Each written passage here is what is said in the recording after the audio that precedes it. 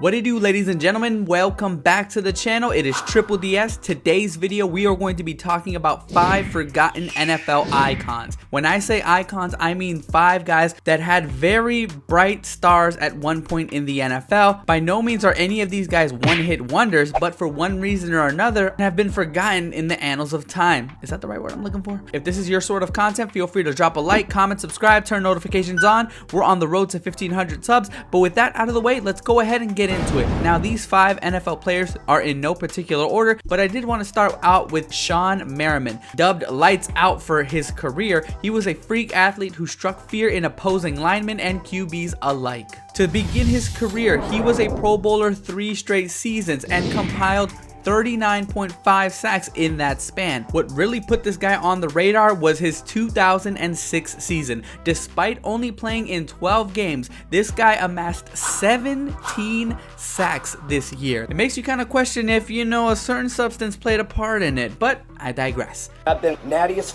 for 220 days. Injuries would begin to mount starting in the 2008 season. In this particular year, he only played in 1 game due to a torn PCL and LCL. Although this was not enough to keep him off the field next year, Merriman continued to struggle recovering from the knee surgery as well as a mounting foot injury, registering only 4 sacks. A far cry from 17.5 just 3 seasons ago. Due to regression in his game and the fact that the Chargers were not willing to give him a long-term deal, they opted to waive Merriman midway through the 2010 campaign. Fortunately for him, he was picked up off waivers by the Bills. Unfortunately, the injuries would just only continue here. One of the first practices that he had with his new team, he tore his Achilles. And when he returned in 2011, he only had 1 sack in 5 games before having another torn Achilles. With all the injuries that he compiled, he opted to retire in 2013. Since retiring, he had to deal with a lawsuit against him back in 2017, where a woman was found from a overdose. The victim's family claims Merriman was the one who drugged her, although no exam was ever attempted to prove the claim. Merriman does own an MMA league and is the owner of the Lights Out clothing brand, so it's safe to say that he's doing very well for himself. Moving on to our next player, we have Bob Sanders. Drafted by the Colts in the 2nd round in 2004, he was known for his hard-hitting style of play. He was dubbed the Eraser for being able to clean up mistakes on the defense because he was that much of a hawk. He shifted the Colts defense into one that could keep pace with Peyton Manning's offense, and this is a team that in 2006 won the Super Bowl, which included Sanders having a forced fumble and an interception in said game. He was the Defensive Player of the Year in 2007. So where did it all go wrong for Sanders? Similar to Merriman, he just could not stay on the field. He suffered injury after injury after injury in his career. It could be attributed to his style of play and the fact that he was only 5'8".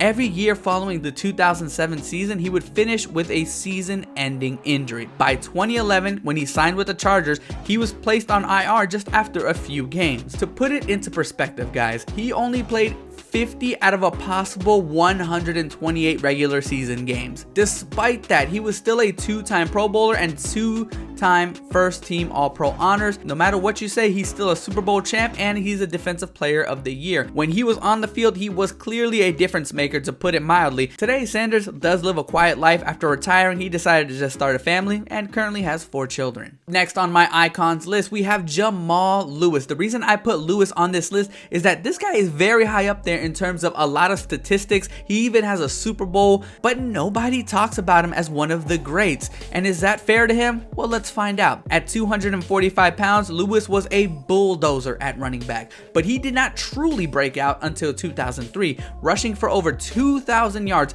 To this day is still 3rd in a season all time. He was awarded Offensive Player of the Year and even finished 4th in MVP voting. He also broke the single game rushing record at 295, which he held on to until 2007 when Adrian Peterson broke it at 296 yards. Despite the statistics, the records that he could break, 2003 was his first and last time as Offensive Player of the Year or even made the Pro Bowl. From then on, everything just had solid stats, but nothing really mind-blowing, nothing to make you say, wow, this guy is elite. Kind of like Frank Gore, but a shorter career. By 2007, the Ravens just opted to go in another direction. As a result, he would sign with the rival Cleveland Browns and had his best year since 2003, actually rushing for over 13,000 yards this year, but still no Pro Bowl. He would retire after the 2009 season, and to this day, he is still 25th all-time in rushing at 10,600 yards. Lewis should be talked about more often, but I feel like he never gets brought up. After retiring, Jamal Lewis did go through some dark times financially, even to the point where he would sell his championship ring. He even filed for bankruptcy at one point.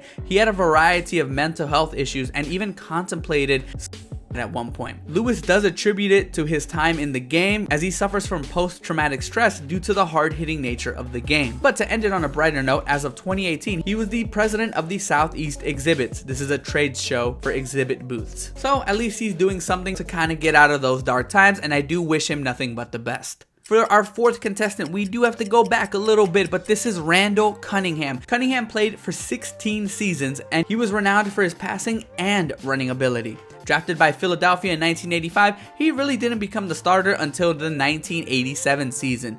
Despite this, somehow in 86, he was sacked 72 times. Make it make sense. By 1988 though, he was a star in the NFL, making the Pro Bowl for 3 straight seasons. But everything would be coming to a crashing halt when in 1991 he would tear his ACL. And look guys, you gotta understand, Cunningham is a mobile quarterback. That was very rare in the NFL in the 90s. You see how much people freak out about Kyler Murray with his torn ACL? The same thing was happening to Cunningham, but at a much greater scale because technology was not as advanced as it is now. Cunningham's mobility was compromised. He was clearly not the same quarterback when he returned in 1992 and onward, and it showed as he was benched on a couple of occasions. He would opt to retire in the 94 season after becoming a full-time backup. He would return though in 1997 and was part of the Vikings' magical run in 1998, going 15-1, easily the best season of his career. But as most of you guys know, they did not make the Super Bowl this year. Why?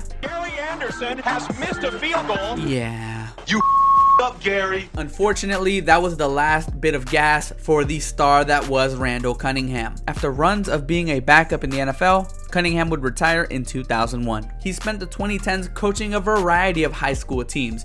He also became a born-again Christian and has a ministry in Las Vegas. The Raiders actually signed him to be their chaplain. And if you don't know what that is, it's someone who provides spiritual services and guidance for the team. He would resign the position though in 2022. And finally, the guy that you guys have probably been waiting for. This is the guy that's on the thumbnail. Ladies and gentlemen, we have Dez Bryant. And I, for one, feel like Dez Bryant is definitely the poster boy for what I'm trying to do here on this video. These are definitely icons that have been forgotten of. When I say that, I mean they are probably not going to make the Hall of Fame. Yeah, you'll talk about them, but where do they actually rank among all-time greats? Dez Bryant is someone that is hard to forget, but at the same time, you don't bring him up against some of the greatest. Bryant was selected in the first round in 2010, and he was meant to be the next big Cowboys wideout that wore 88. And for a while, he was. He was a 3-time Pro Bowler in 7 seasons in Big D, putting up solid to great numbers each and every year. That said, he would battle injuries throughout his time there, as well as dealing with issues off the field. But whereas Merriman fell off a cliff, this kind of felt like a slow roast, if you will. Every year, Bryant's years would get a little worse, a little worse, a little worse, and by the end of the 2017 season, it would mark the 3rd consecutive year he would finish with less than 70 catches and less than 1,000 yards in a season. He was released after the 2017 campaign, but he would sign with the Saints on a 1-year deal. Just when you think he found the perfect matchup with Drew Brees, things would come crashing down. He would tear his Achilles a few days later, so he would never actually play for New Orleans. He would go unsigned in the 2019 campaign, but would get his final chance with the Ravens in 2020. He had a dominant 3-year stretch, but did not do really much anything beyond that. He's a guy whose character you won't forget, but the stats don't lie. He finished his career with 537 receptions, just about 7,500 yards, and 75 touchdowns, and 1 controversial drop. It has been determined that the receiver did not maintain possession of the football. Not necessarily Hall of Fame numbers, but they are solid. Once his playing career was over, he would use his time for business interests and family time. If you guys liked this video, let me know by dropping a like. That way I'll know you guys like it and there could definitely be a part 2. This is Triple DS. Thank you guys so much for tuning in, and until next time.